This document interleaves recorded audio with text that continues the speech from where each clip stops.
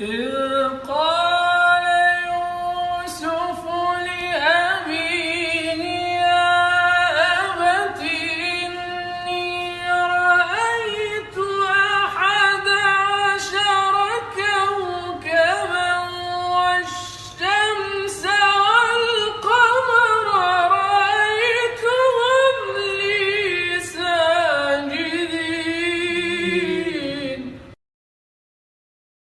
Thank you, Joseph.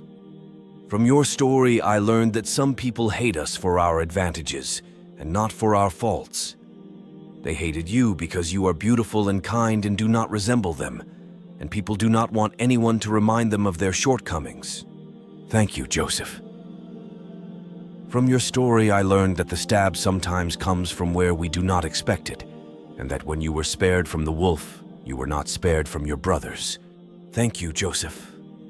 From your story, I learned not to tell everyone about all the good that God has given me, because some have narrow eyes, and their hearts are narrower, looking at what is in the hands of others more than what is in their hands.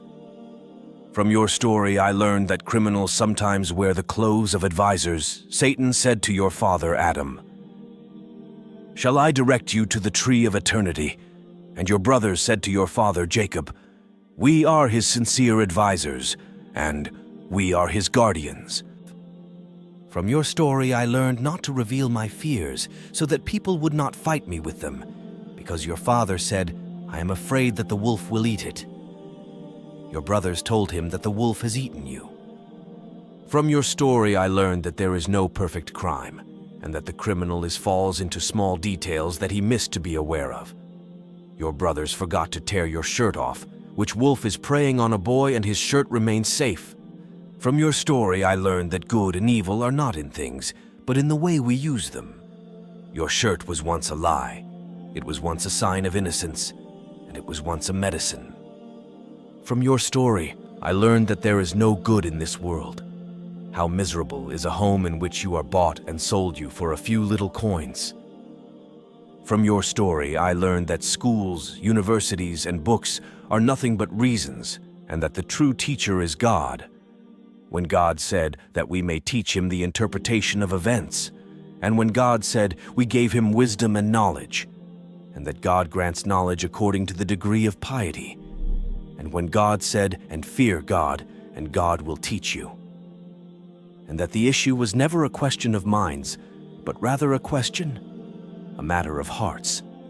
From your story, I learned that a generous person does not betray, that a free person does not return kindness with abuse, and that a noble person does not spit into a well from which he drank. How beautiful you are when you say, "I seek the refuge of Allah. Indeed, he is my master who has made good my residence." From your story, I learned that true honesty only exists with the ability to betray, and that true chastity only exists with the ability to commit adultery. You were capable of adultery, but someone like you does not betray or commit adultery. Thank you, Joseph. From your story, I learned that the infallible is the one whom God protects, and the tempted is the one whom God abandons to his desires, and that whoever is with God in his ease, God will be with him in his hardship. From your story, I learned that the whole world cannot force me to do what I do not want to do. So I stopped making excuses for circumstances and situations. Zuleika was your mistress. She closed the doors on you. She tempted you. Beauty, power, and desire came together in her, but you resisted because you did not want to. From your story, I learned that if God wanted to show something, not all people could cover it, and when everyone was afraid to testify to you, God spoke a baby to do justice to you. From your story, I learned that there are many grievances in prison, and that people may go to prison as a punishment for not committing guilt, and that injustice is old among people. From your story, I learned that the envy is behind all over evil. It is the first sin with which God was disobeyed in heaven, because Satan refused to prostrate to Adam because of the envy, and it was the first sin with which God was disobeyed on earth because Cain killed his brother only because of the envy.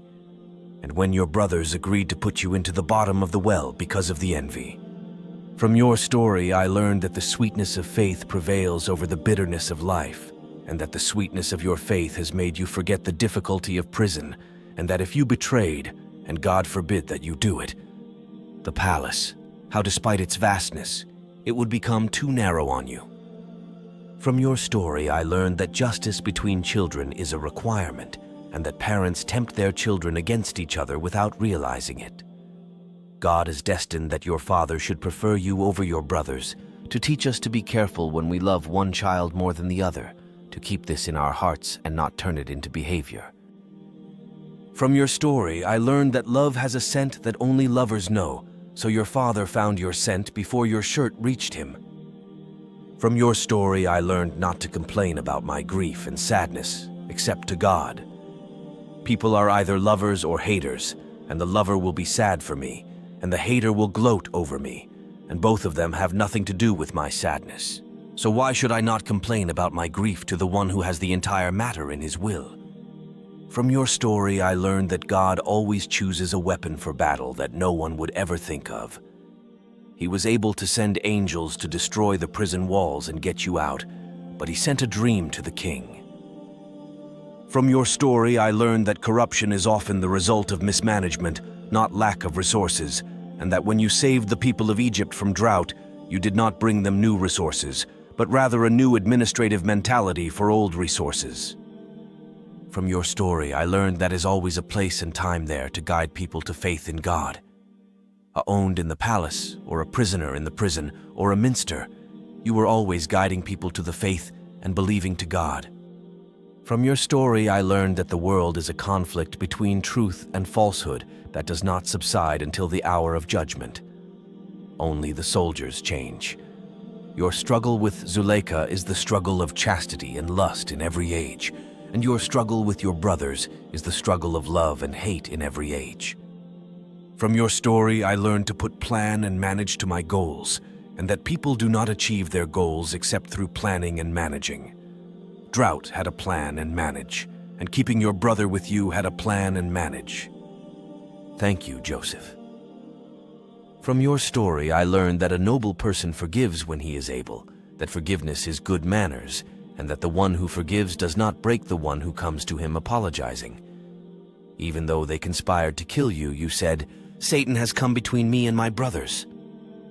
Out of an abundance of nobility, you did not attribute to them the evil that came from them. Thank you, Prophet Joseph. Peace be upon you.